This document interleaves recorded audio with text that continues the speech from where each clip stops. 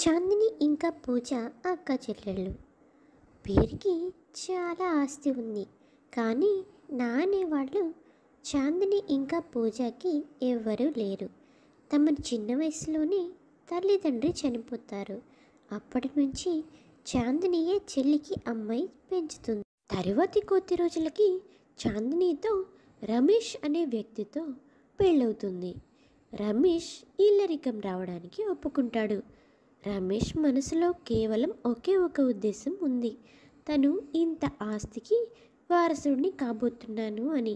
అలాగే పూజ అక్క పెళ్ళైనందుకు చాలా సంతోషపడుతుంది. అలా కొద్ది రోజులంతా చాలా బాగానే గడుస్తుంది. చాందిని ఇంకా పూజ చాలా సంతోషంగా కూడా ఉంటారు.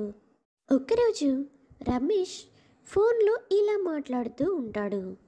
చూడు రచన, ఇప్పుడు నాకు పెళ్ళయింది, ఇక నుంచి అలాంటివన్నీ కుదరవు. ఇదివరకెట్లాగా ఎప్పుడు పడితే అప్పుడు నాకు ఫోన్ చేసి విసిగించొద్దు, ఎందుకంటే పక్కన నా భార్య ఉంటుంది. నేను చెప్పేది నీకు అర్థమైందని అనుకుంటున్నాను. ఏదో ఒకరినొకరు ఇష్టపడ్డాం, అంత మాత్రాన పెళ్లి చేసుకోవాలని రూలేం లేదు కదా. నాకు డబ్బున్న భార్య దొరికింది, అందుకే నేను ఈ పెళ్లి చేసుకోవాల్సి వచ్చింది.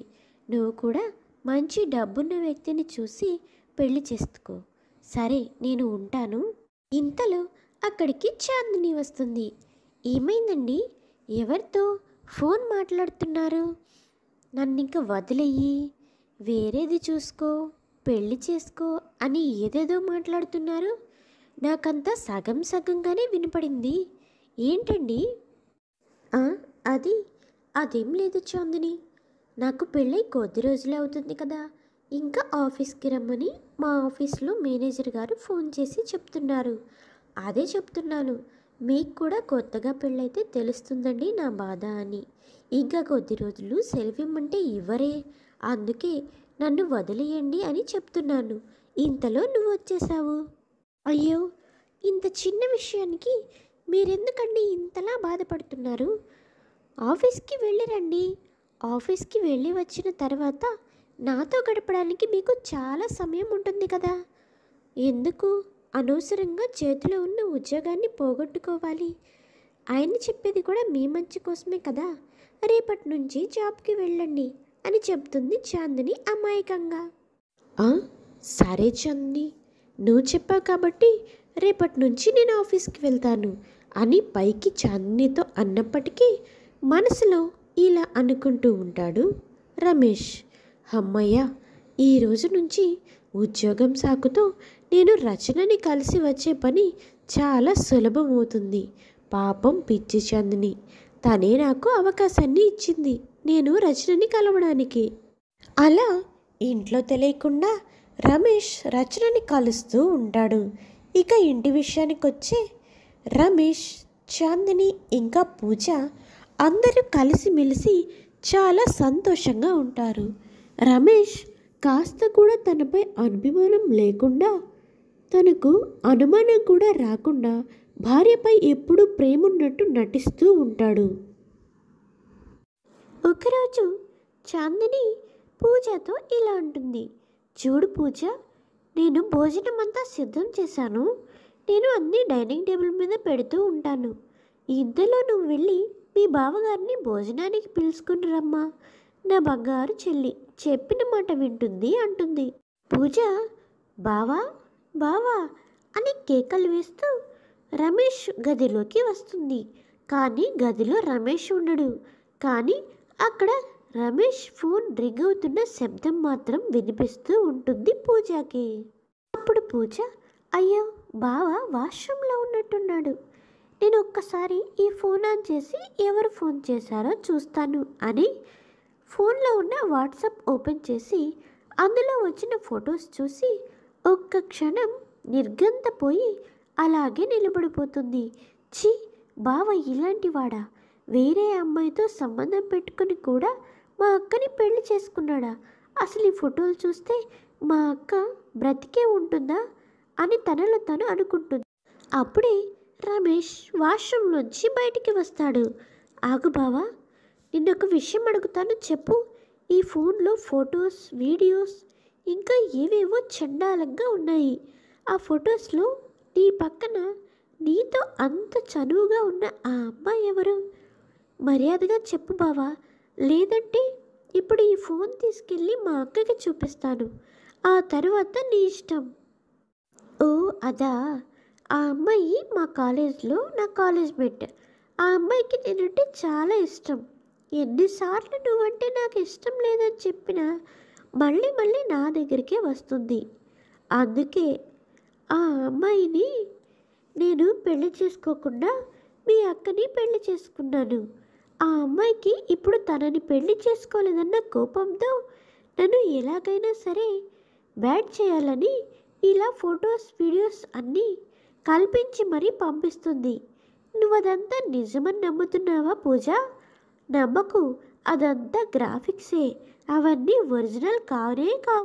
బావా, నేను కూడా డిగ్రీ చదువుతున్నాను. నేనేమీ అంత చిన్న పిల్లని కాదు. ఒరిజినల్కి డూప్లికేట్కి తేడా తెలుసుకోలేనంత చిన్న వయసు అయితే నాది కాదని నేను అనుకుంటున్నాను బావా. అయినా మనిద్దరం ఎంతసేపు మాట్లాడుకొని ఏం ప్రయోజనం? ఈ విషయం అక్కతో చెప్తే కానీ ఈ విషయానికి ఒక సమాధానం మనకి దొరకదు బావా. ఇప్పుడే ఈ విషయాన్ని అక్కతో చెప్తాను.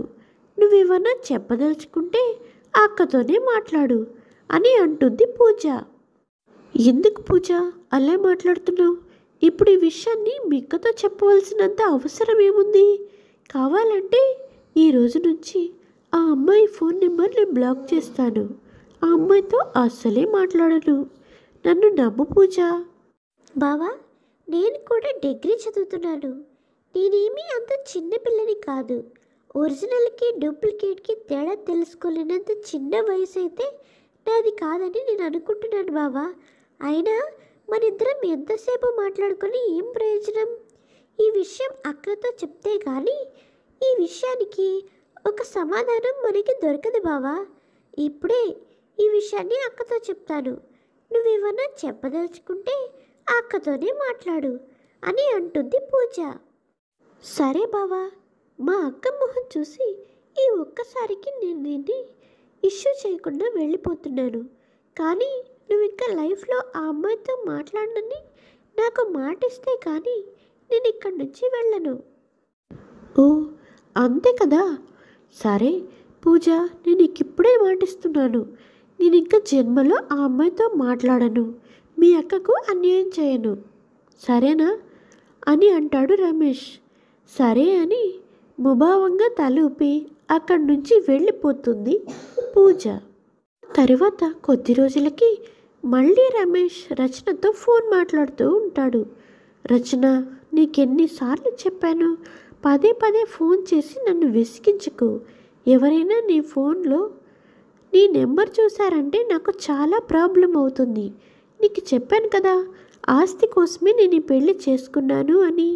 నా భార్య చనిపోతే ఆస్తిలో సగం నా పేరు మీదకి వస్తుంది. అంతవరకు ఎదురు చూడమని, నా భార్యను చంపే ప్లాన్లోనే ఉన్నానని అని రమేష్ రచనతో బెడ్రూమ్లో ఉండి ఫోన్ మాట్లాడుతూ ఉంటాడు. ఇదంతా పక్కన ఉన్న పూజ ఇదంతా వింటుంది. ఇంకా లాభం లేదు. బావ చాలా హద్దులు దాటిపోయాడు.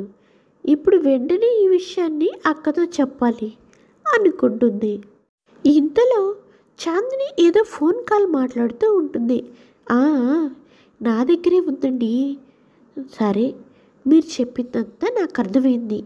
మీరు ఇంకా ఈ విషయం గురించి వదిలేసేయండి. తనని నేను బుద్ధి చెప్తాను. మీరు అలా ఎందుకు రోడ్డు మీదకి వెళ్ళిపోయారు? మీరు ఇంట్లోకి రండి అని మాట్లాడుతూ ఉంటుంది చాందిని ఫోన్లో. అక్క, నీకు ఒక విషయం చెప్పాలక్క. ఆ విషయం చెప్పానంటే నువ్వు చాలా షాక్ అవుతావు. అది మన బావగారు. అతను చాలా మంచివాడని నువ్వు అనుకుంటున్నావు కదక్క. కాదు, అసలు అతను మంచివాడే కాదక్క. అతను వేరే అమ్మాయితో కూడా మాట్లాడుతున్నాడు. పూజ, ఇలాంటి కామెడీలన్నీ విని విని చాలా బోర్ కొట్టింది. నువ్వేమన్నా కొత్తగా ట్రై చేయాల్సింది. బావ గురించి తప్పుగా చెప్తాం అనే ఆలోచన నీకు ఎలా వచ్చింది? బావ నాకు జరిగిందంతా చెప్పాడు. బావంటే నీకు ఇష్టమని, అక్క కనుక లేకపోతే నేను నిన్నే పెళ్లి చేసుకునేవాడిని బావా అని బావతో చెప్పావన్న విషయం నాకు తెలియదు అనుకుంటున్నావా? అందుకే బావ సిగ్గుతో నీకు మొహం చూపించలేక ఇంట్లోంచి ఎటో వెళ్ళిపోయాడు. ఇప్పుడు ఫోన్ చేసి జరిగిందంతా చెప్పి ఇప్పుడు కూడా నిన్నేమీ అనొద్దని చెప్తున్నాడే. ఇలాంటి వాడు నన్ను అనుమాని అక్క, నేను చెప్పేది ఒక్కసారి విను. మన కళ్ళకు కనిపించేదన్నీ నిజాలే కాదు, అబద్ధాలు కూడా ఉంటాయి. బావ నిన్ను చాలా మోసం చేస్తున్నాడక్క. ఎందుకని నేనెంత చెప్పినా నీ మనసులో ఎందుకని నువ్వు అర్థం చేసుకోలేకపోతున్నావు? నిన్న మొన్న వచ్చిన బావపై అంత నమ్మకం ఉన్నప్పుడు చిన్నప్పటి నుంచి నీతోనే ఉన్న నాపై నీకు నమ్మకం లేదా? పాపా, చెప్పిందే ఎన్నిసార్లు చెప్పి బుర్ర తింటావే. బావ అలాంటి వాడు కాదు. నీకు జోకులేయడానికి ఇంకెవరూ దొరకలేదా? అయినా బావని నువ్వు పెళ్లి చేసుకోవడం ఏంటి? నేను నీ సొంత అక్కని. అక్క భర్త నీకు తండ్రితో సమానం. అలాంటి మాటలు ఇంకోసారి మాట్లాడితే నేను ఒప్పుకోను. బావతో బావా నువ్వంటే నాకు ఇష్టం, నిన్ను నేను పెళ్లి చేసుకుంటానని చెప్పావంట. ఇక నుంచి ఒళ్ళు దగ్గర పెట్టుకొని ఉండు.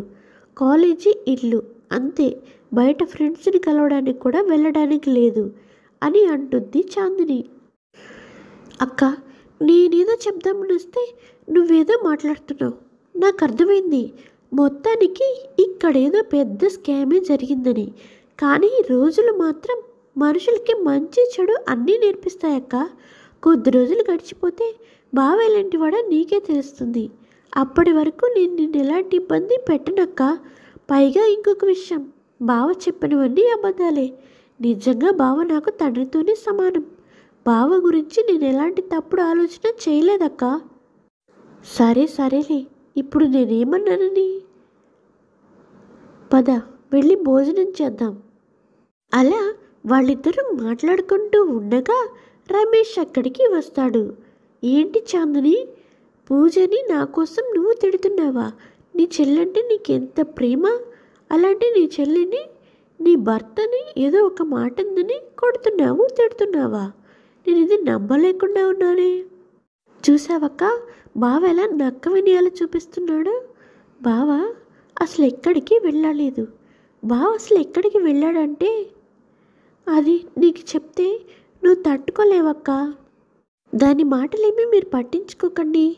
పొద్దుటి నుంచి అది అలానే మాట్లాడుతుంది. మీరు రండి, మీకు భోజనం పెడతాను. అది కాదక్క, నేను చెప్పేది ఒక్కసారి విను. ఒక్కసారి బావ ఫోన్లో చూసావంటే నీకు అన్నీ అర్థమవుతాయి. అవునండి, తను చెప్పేది కూడా నిజమే కదా.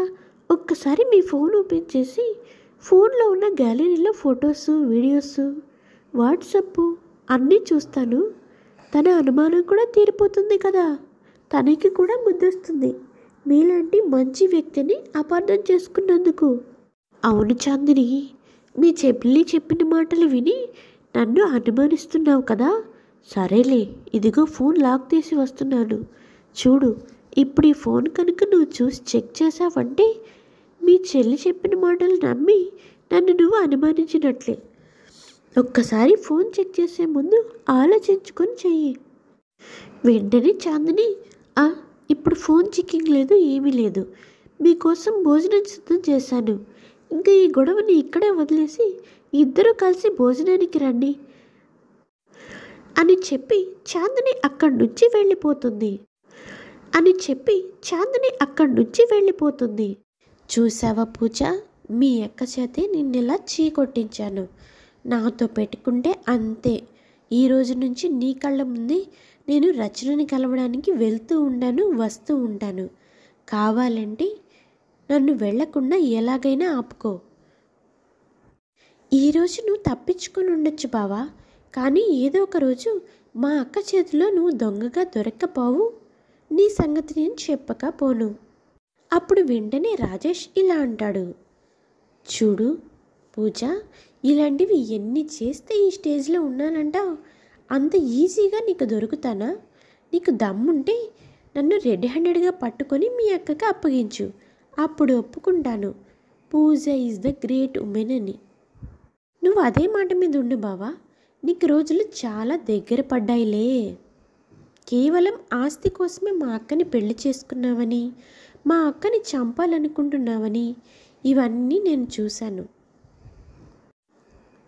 నువ్వు దొంగచాటుగా వినడం కాదు, నేనే చెప్తున్నాను విను. ఆస్తి కోసమే మీ అక్కని పెళ్లి చేసుకున్నాను. ఆస్తి కోసమే ప్రేమగా నటిస్తున్నాను. కేవలం ఆస్తి కోసమే ఇక్కడ ఉంటున్నాను. 2 రోజులకు ఒకసారి రచనని కలిసడానికి కూడా వెళ్తున్నాను.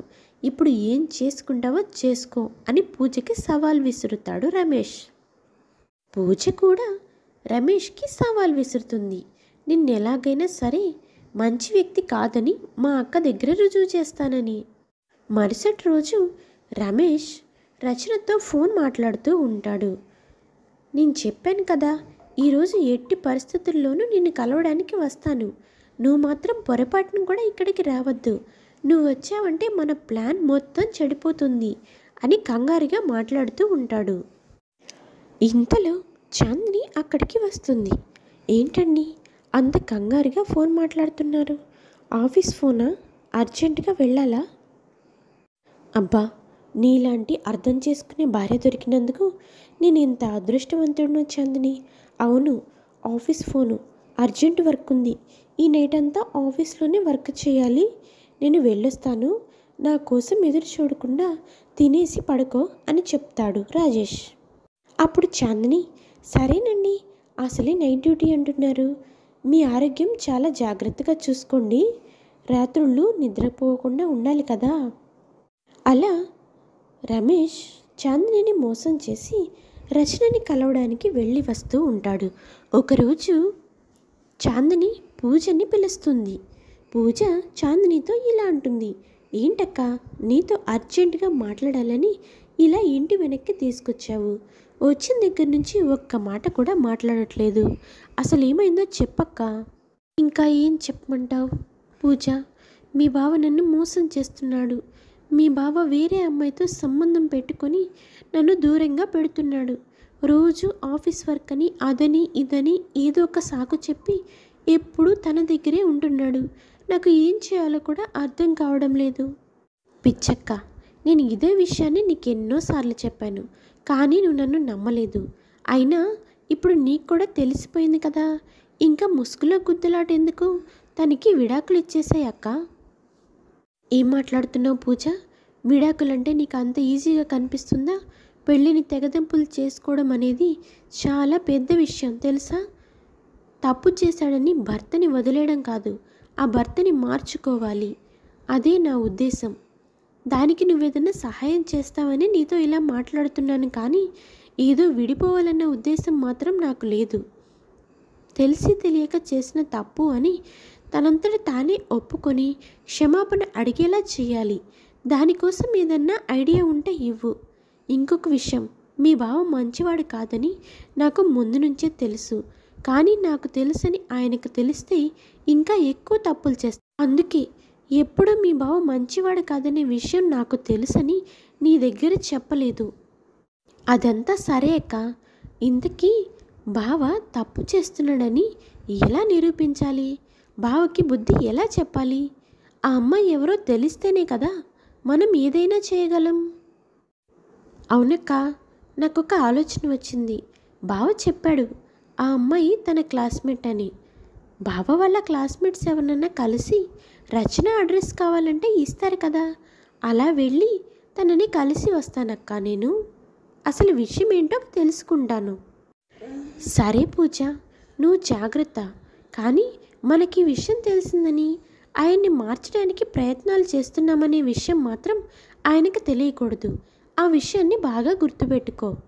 అలా అక్క చెల్లెళ్ళు రమేష్కి తెలియకుండా రచన అంటే ఎవరో కనిపెట్టే ప్రయత్నం చేస్తూ ఉంటారు.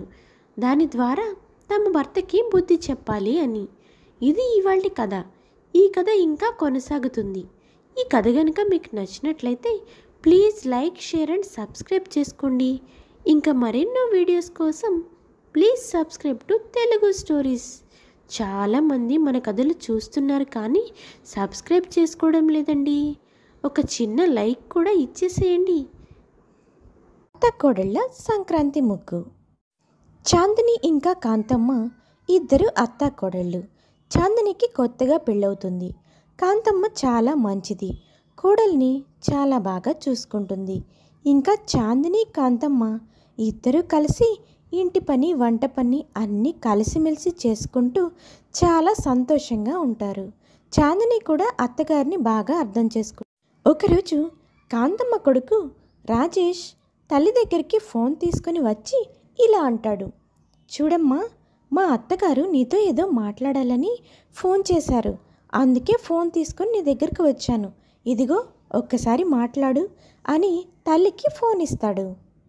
అప్పుడు కాంతమ్మ ఫోన్ తీసుకొని, వదిన చెప్పండి, ఏంది ఫోన్ చేశారు? అంత బాగున్నారా? పండగ పనులన్నీ ఎక్కడి దాకా వచ్చాయి? మా ఇంట్లో అయితే మీ కూతురు చాందిని ఒక్క చిన్న పని కూడా నాకు వదిలిపెట్టకుండా పనులన్నీ చకచకా చేసేస్తుంది వదినా. మేం బాగానే ఉన్నాం వదినా. అది పండగ కదా, అల్లుడిని కూతుర్ని మా ఇంటికి పండగకి తీసుకొద్దామని ఫోన్ చేశాను. మాకుంది ఒక్కగానొక్క కూతురు కదా వదినా, ఆ విషయం నీకు తెలుసు కదా.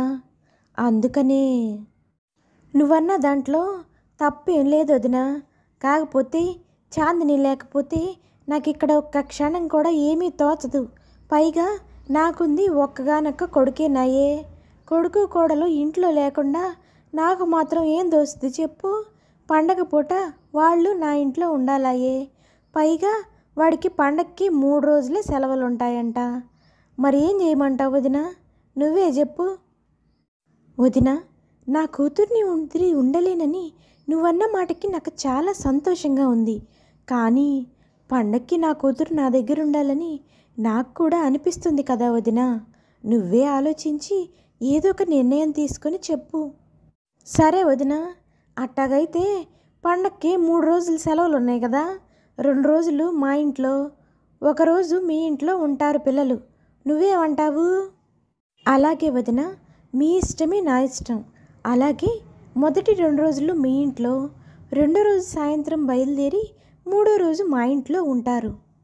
అది సరే కాని వదినా, నువ్వు ఈరోజే బయలుదేరి పండక్కి రావాలి. మరి వచ్చి ఈ 2 రోజులు నువ్వు మా ఇంట్లో ఉండి వెళ్ళేటప్పుడు కూతుర్ని అల్లుడిని తీసుకెళ్దు కానీ. ఎందుకంటే మా ఊర్లో ప్రతి సంవత్సరం ముగ్గుల పోటీలో నేనే గెలుస్తానని నీకు తెలుసు కదా. అందుకే నా గెలుపుని చూడడానికైనా నువ్వు ఇక్కడికి రావాలి. ఏమంటావు? కాదని మాత్రం చెప్పకూడదు. సరే వదిన, రావడానికి ప్రయత్నం చేస్తాను.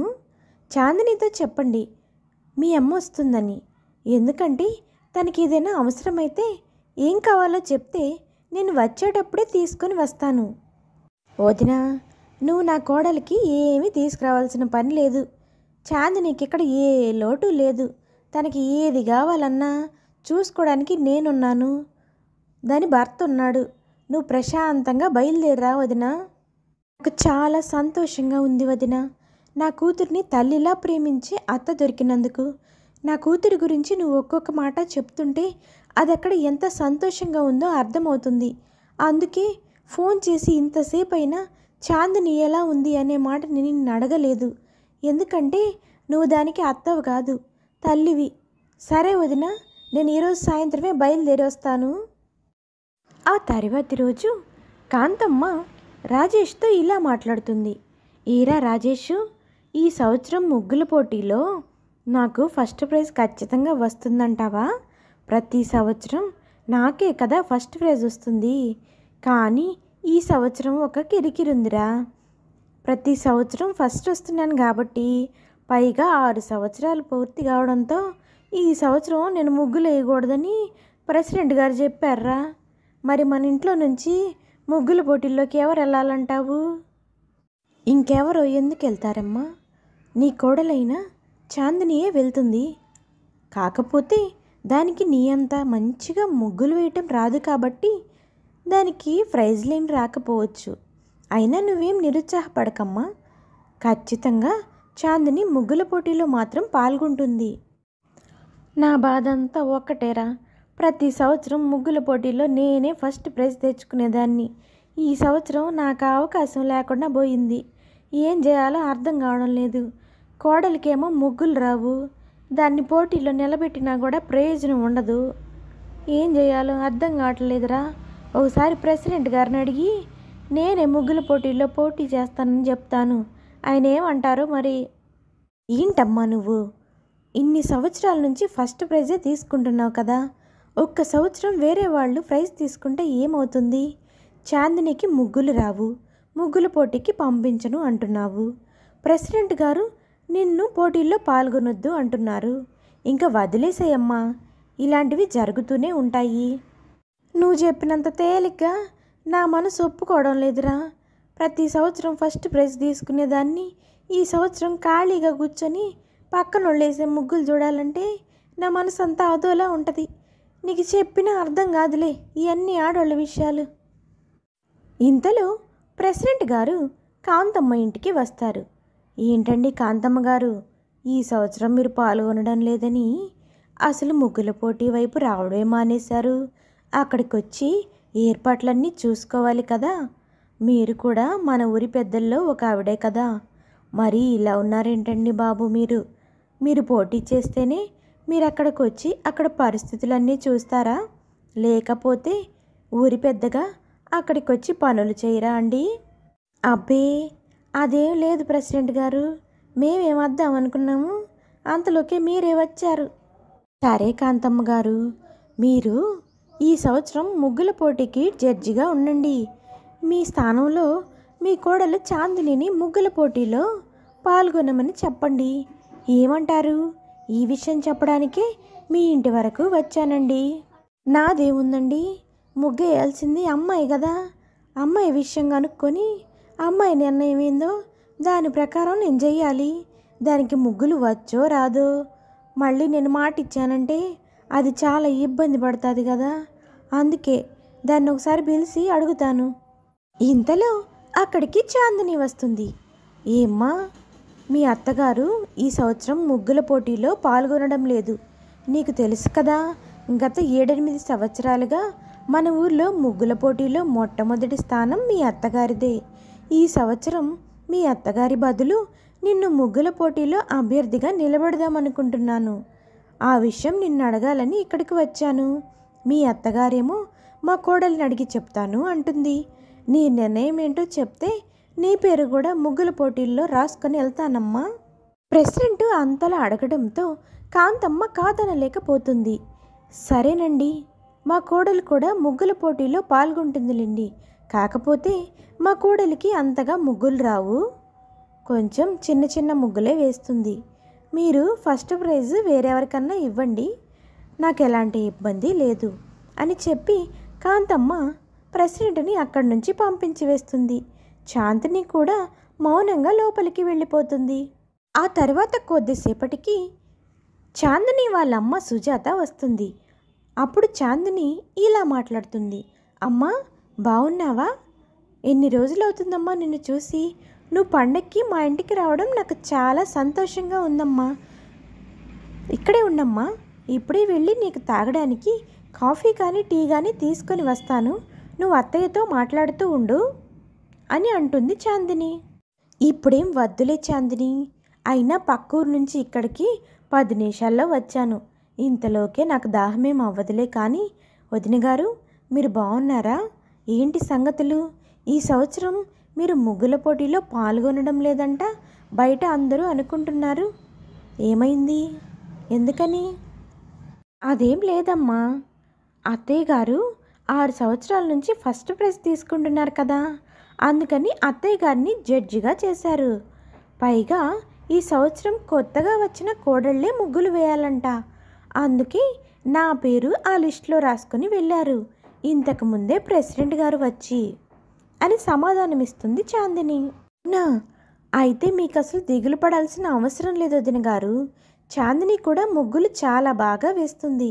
నాకు చాందినిపై నమ్మకం ఉంది. ఖచ్చితంగా ఫస్ట్ ప్రైజ్ మీకే వస్తుంది. మళ్ళీ మీ కోడలికి వస్తే ఒకటి, మీకొస్తే ఒకటా? మీరు ముగ్గులు వేయలేకపోతున్నారని ఏమీ నిరుత్సాహపడకండి వదిన గారు అని సుజాత కాంతమ్మకి చెప్తుంది. మాటలకి కాంతమ్మ మౌనంగా ఉండిపోతుంది. సరే అమ్మా, ముగ్గుల పోటీకి టైం అవుతుంది. అత్తయ్య గారు ముందుగా వెళ్ళాలి, ఎందుకంటే జడ్జి కదా. మనం కూడా కొద్దిసేపు ఆగి మనకు కావలసిన ముగ్గులు రంగులు అన్నీ తీసుకొని వెళ్దాం. పదమ్మా, పదండి అత్తయ్య గారు అని అందరూ అక్కడి నుంచి బయలుదేరి వెళ్తారు. అక్కడ వేసిన అన్ని ముగ్గుల్లో చాందిని వేసిన ముగ్గు చాలా బాగా ఉంటుంది.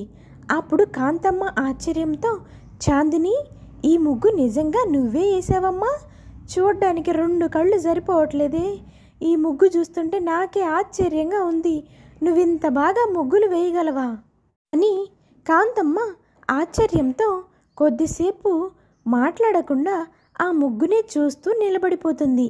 అందరూ వచ్చి చాందిని వేసిన ముగ్గును చూసి ముగ్గు చాలా బాగుంది అని అంటూ ఉంటే కాంతమ్మ ఇంకా సుజాత చాలా సంతోషపడుతూ ఉంటారు. అప్పుడు సుజాత ఇలా అంటుంది, మరి ఏమనుకుంటున్నారు కాంతమ్మ వదిన? నేను ముందే చెప్పాను కదా, మా చాందిని ముగ్గులు చాలా బాగా వేస్తుందని. మీరే నమ్మలేదు.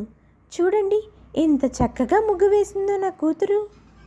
నీ కూతురు అంటావేంటి? నా కోడలు చాందిని ముగ్గు చూడు ఎంత బాగా వేసిందో.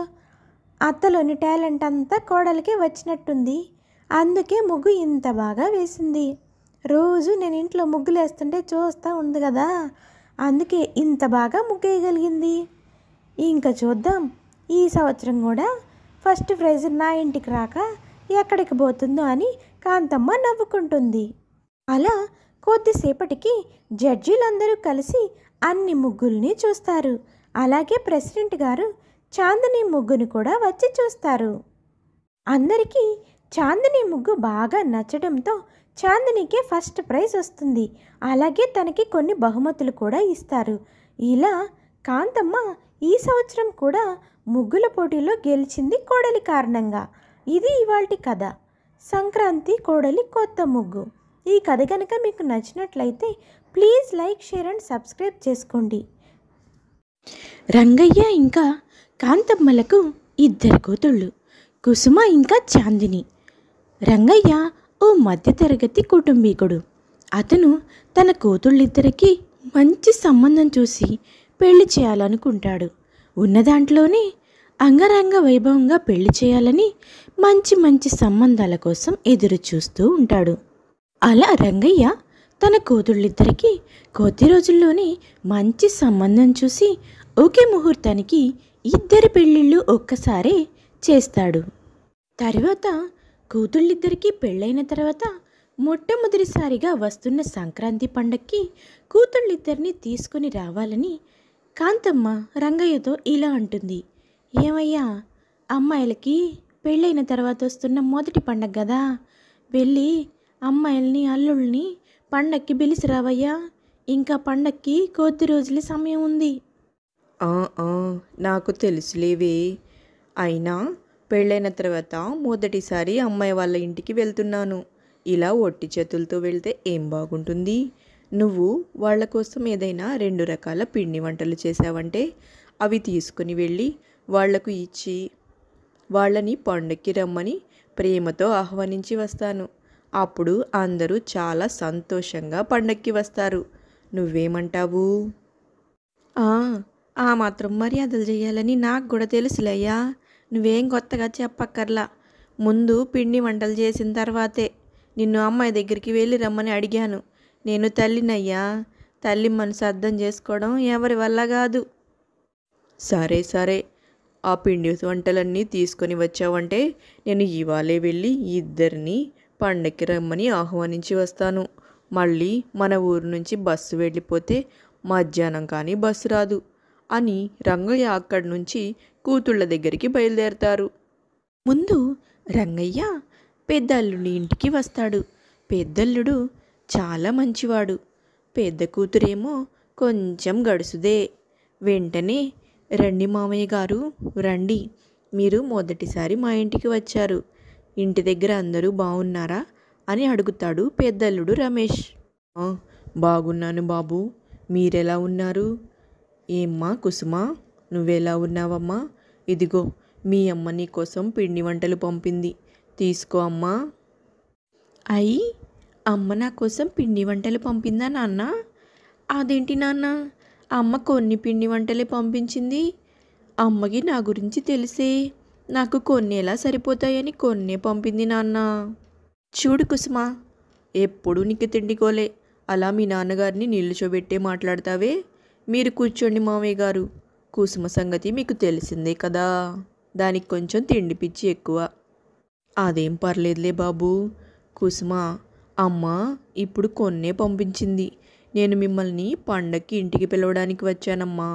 పండక్కి ఇంటికి వచ్చినప్పుడు నీకెన్ని కావాలంటే అన్ని పిండి వంటలు చేసి పంపిస్తుంది మీ అమ్మ.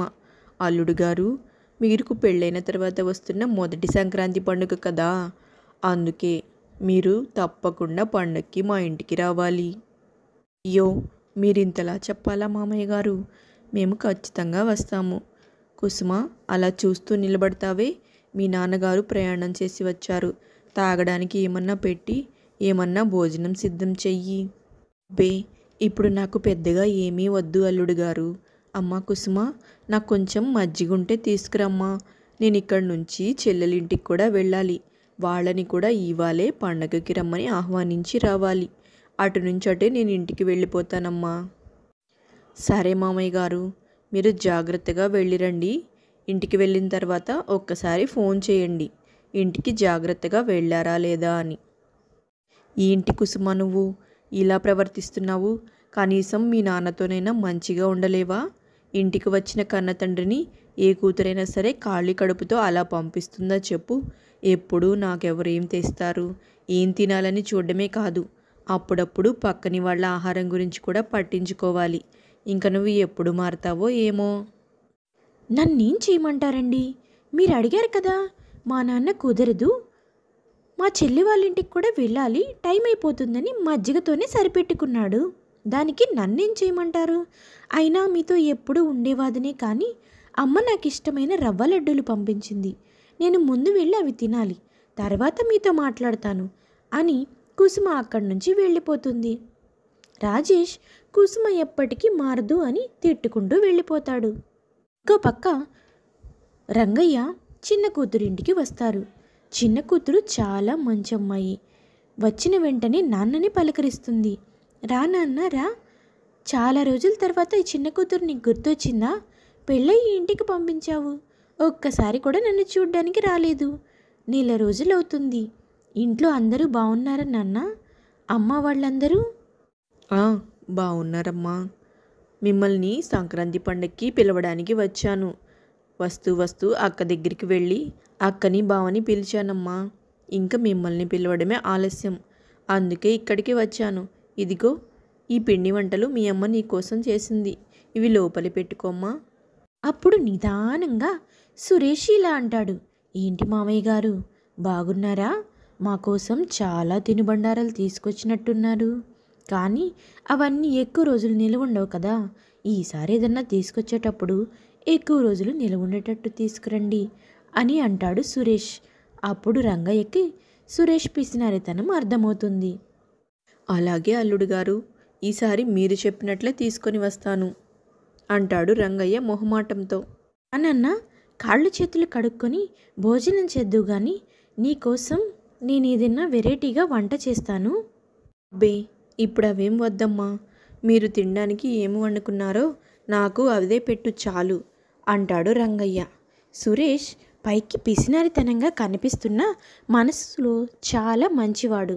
ఎదుటివాళ్ళు కష్టంలో ఉన్నారు అంటే ఏమాత్రం కూడా జాలి దయ చూపించకుండా ఉండే మనస్తత్వం కాదు.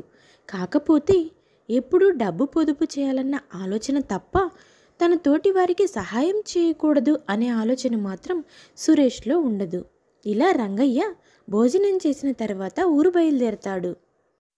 కొద్ది రోజుల తర్వాత పండగ రోజు ఇద్దరు అక్క చెల్లెళ్ళు, ఇద్దరు అల్లుళ్ళు కలిసి అత్తగారింటికి వస్తారు. ఇప్పుడు ఎదురొచ్చిన కాంతమ్మ కూతుళ్ళిద్దరినీ చూసుకొని వాళ్ళిద్దరినీ పక్క పక్కన పెట్టి దిష్టి తీస్తుంది. తర్వాత ఇలా మాట్లాడుతుంది. ఏమ్మా, ఇద్దరు బాగున్నారా? కుసుమ ఇంకా చాందిని. ఏమ్మా కుసుమ, ఏమన్నా విశేషమా? పెళ్ళై 3 నెలలు అవుతుంది కదా. అమ్మా, నువ్వెలా ఉన్నావు? ఇంకా ఏం విశేషం లేదమ్మా. అయినా అప్పుడైనా పెళ్ళై 3 నెలలే కదా అవుతుంది. ఇంతకీ నువ్వెలా ఉన్నావు చెప్పు. మన వ్యవసాయం ఎలా సాగుతుందమ్మా? ఆ విషయాలన్నీ ఇప్పుడు ఎందుకులేమ్మా. ఏమ్మా చాందిని, నువ్వెలా ఉన్నావు? ఏంటి ఒక్క మాటైనా మాట్లాడకుండా అలానే నిలబడిపోతూ ఉన్నావు? నిన్నడిగితే మీ చెల్లి సమాధానం చెప్తుంది. నువ్వైనా మాట్లాడవా అమ్మా? ఏం చెప్పమంటావే? చెల్లి మాటే నా మాట. అయినా పిల్లల్ని ఇప్పుడే కానీ ఏం చేయాలంట? వాళ్ళ చుట్టూ తిరగడానికే సరిపోతుంది. తృప్తిగా నచ్చింది తినలేము, కావాల్సింది కొనుక్కోలేము, ఖర్చులన్నీ పెరిగిపోతాయి. పిల్లలు పుట్టినప్పుడు పుడతారులే కానీ నువ్వు నా కోసం తినడానికి ఏం వంటలు చేసావేంటి? నువ్వు ఇంకా మారలేదా? ఎప్పుడు తిండి గోలానే నీకు? సరేలే, నీకు ఇష్టమైనవన్నీ చేశాను. ముందు అల్లుళ్ళు భోజనం చేసిన తర్వాత మీరు భోజనం చేద్దురు కానీ. సరేనే, నువ్వు ముందు మీ అల్లుళ్ళకి భోజనం పెట్టు, మేము అలా వెళ్ళి మా స్నేహితుల్ని కలిసేసి వస్తాము అని కూతుళ్ళిద్దరూ అక్కడి నుంచి వెళ్ళిపోతారు. రంగయ్య అల్లుళ్ళిద్దరికీ చాలా మర్యాదలు చేస్తూ ఉంటాడు. కాంతమ్మ అల్లుళ్ళతో ఇలా అంటుంది. బాగున్నారా బాబు? మీ అమ్మ నాన్న అందరూ బాగున్నారయ్యా? అయ్యా రమేష్ బాగున్నావా? అయ్యా సురేష్ నువ్వు బాగున్నావయ్యా అని అత్తగారు అల్లుళ్ళిద్దరినీ పలకరిస్తుంది. కాళ్ళు చేతులు మొహం కడుక్కొని రండయ్యా, భోజనం చేద్దరు కానీ మీకోసం రకరకాల వంటలు చేశాను. అంతలో సురేష్ ఇలా అంటాడు. ఎందుకత్తయ్యా, డబ్బు ఖర్చు కాకపోతే ఇప్పుడు ఈ వంటలన్నీ లేకపోతే మేం తినమని చెప్పామా ఏంటి? పొదుపు ఉండాలి. వెంటనే రమేష్ ఇలా అంటాడు. చూడు తమ్ముడు, మనం అన్ని వంటలు తింటామా తినమా అనేది ఇక్కడ సమస్య కాదు. ఇంటికి వచ్చిన వాళ్ళకి మర్యాదలు చేయడం అనేది ఇక్కడ పాయింట్. అందుకే మనల్ని అలా గౌరవిస్తారన్నమాట. అప్పుడప్పుడు పద్ధతులు కూడా పాటించాలి తమ్ముడు. సరేనయ్యా, మీ ఇద్దరికి భోజనం వడ్డిస్తాను, అలా కూర్చోండి అని కాంతమ్మ అంటుంది. అలా కాంతమ్మ అల్లుళ్ళిద్దరికీ అలాగే తన భర్త రంగయ్యకు భోజనం సిద్ధం చేస్తుంది. అల్లుళ్ళిద్దరూ కాంతమ్మ చేసిన రుచికరమైన భోజనాన్ని ఆస్వాదిస్తూ తింటూ ఉంటారు. ఇంతలో చాందిని తన పెద్దమ్మను కలవడానికి పెద్దమ్మ వాళ్ళ ఇంటికి వెళ్తుంది. అప్పుడు పెద్దమ్మ చాందినికి ఇలా చెప్తుంది. ఏమ్మా చాందిని, వచ్చేసారా? మీ నాన్న నేనెంత చెప్పినా వినకుండా పొలం అమ్మాలంటున్నాడమ్మా. అదేంటి పెద్దమ్మ, మా నాన్నకి పొలం అమ్మాల్సిన పని ఏముంది? అంత కష్టం ఏమొచ్చింది? మీ పెళ్ళికి చేసిన అప్పు తీర్చడానికి అలా మీ నాన్న పొలం అమ్ముతున్నాడని అందరూ అనుకుంటున్నారే. నేను మీ నాన్నకి ఎంత చెప్పినా వినడం లేదు. కూతుళ్ళని అడిగి డబ్బు తీసుకొని అప్పు కట్టయ్యా అని చెప్తుంటే అల్లుళ్ళని అడిగితే ఏం బాగుంటుందే అంటున్నాడు. మీరే ఎలాగైనా మీ నాన్నతో మాట్లాడి తరతరాలుగా వస్తున్న ఆ పొలాన్ని అమ్మకుండా చేయండి. నేను చెప్పానని మళ్ళీ మీ నాన్నతో అనవద్దు. వాడిని ఎలాగైనా కష్టం నుంచి బట్టెక్కించండి అమ్మా అని చెప్తుంది పెద్దమ్మ. అక్కడి నుంచి చాందిని కంగారుగా సరే పెద్దమ్మ అని ఇంటికి వెళ్ళిపోతుంది. చాందిని ఇంటికి వెళ్ళి తన అక్క కుసుమతో జరిగిందంతా చెప్తుంది. ఏంటి నువ్వు చెప్పేది? నాన్న మన పెళ్లి చేయడం కోసం పొలం తాకట్టు పెట్టాడా? ఇప్పుడు ఆ అప్పు తీర్చలేక పొలం అమ్మేయాలనుకుంటున్నాడా? అదెలా కుదురుతుంది? నాన్న కనీసం మనతో ఒక మాటైనా చెప్పలేదు. మనతో చెప్తే ఏదో ఒక పరిష్కారం ఆలోచించేవాళ్ళం కదా. ఇప్పటికీ మించిపోయిందేం లేదక్క. నాన్నకి ఆ పొలం అంటే చాలా ఇష్టం, కానీ మన కోసమే ఆ పొలాన్ని అమ్మాలనుకున్నాడు. అందుకని మన భర్తలతో మాట్లాడి ఆ అప్పు మనమే కట్టేసి ఆ పొలాన్ని నాన్నకి తిరిగి ఇవ్వాలక్క. నువ్వేమంటావు? అవునే, నాకు అలానే అనిపిస్తుంది చెల్లి. నాన్న మన కోసం ఎంత చేశాడు. నాన్న కోసం మనం ఈ మాత్రం చేయకపోతే ఎలా? నాన్నకి కొడుకులైనా కూతుళ్ళైనా మనమే కదా. మన ఇద్దరమే నాన్న సమస్యల్ని పరిష్కరించాలి. అలాగే చేద్దాం. వాళ్ళిద్దరూ ఒక నిర్ణయానికి వచ్చి భర్తల్ని ఒప్పిస్తారు తండ్రి అప్పు తీర్చడానికి. మొదట్లో సురేష్ ఒప్పుకోడు అనిపిస్తుంది, కానీ సురేష్ కూడా చాలా మంచి మనసుతో తన మామగారి పొలాన్ని అమ్మకుండా ఉండడానికి సహాయం చేస్తాడు. అలా సురేష్ మామగారి దగ్గరికి వెళ్ళి, ఏంటి మామయ్య, మీరు పొలం అమ్ముతున్నారని తెలిసింది, మీకంత అవసరం ఏమొచ్చింది? మీ కూతుళ్ళని మాకిచ్చారు, మేమిప్పుడు మీ అల్లుళ్ళం. మేముండగా మీరు పొలాన్ని అమ్మేస్తే ఇంకా మేముండి ప్రయోజనం ఏముంది? మాకు తల్లిదండ్రులు అయినా అత్తమామలైనా మీరే కదా. మా అమ్మ నాన్న ఎంతో మీకు కూడా మేమంతే. అలాంటిది మమ్మల్ని మీరు సహాయం అడగడానికి ఎందుకు ఇలా ఆలోచించారు? ఒక్క మాట చెప్తే మేము ఆ పొలాన్ని ఎప్పుడో విడిపించేవాళ్ళం. అవును మామయ్య, తరతరాలుగా వస్తున్న ఆ పొలాన్ని మీరు అమ్మడానికి వీల్లేదు. నాకు కుసుమ చెప్పింది మీకు ఆ పొలం అంటే చాలా ఇష్టమని. అలాంటి పొలాన్ని అమ్మడానికి నేను అస్సలే ఒప్పుకోను. మేము డబ్బిస్తున్నాం, మీరు వెళ్ళి పొలాన్ని విడిపించుకొని వస్తున్నారు, ఇక అంతే. లేదంటే మేము పండక్కి వచ్చిన అల్లుళ్ళం కాదు, అలిగి వెళ్ళిపోయిన అల్లుళ్ళం అవుతాము. ఇంకా మీరు ఆలోచించుకోండి. అంత మాట అనొద్దు బాబు.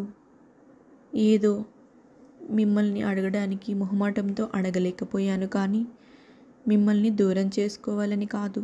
మమ్మల్ని తల్లిదండ్రులు అన్నారు చూసారా, ఆ మాటతోనే నా మనసులో ఉన్న భయం అంతా పోయింది. ఈరోజు మీరు చేస్తున్న సహాయాన్ని నేను జన్మలో మర్చిపోలేను.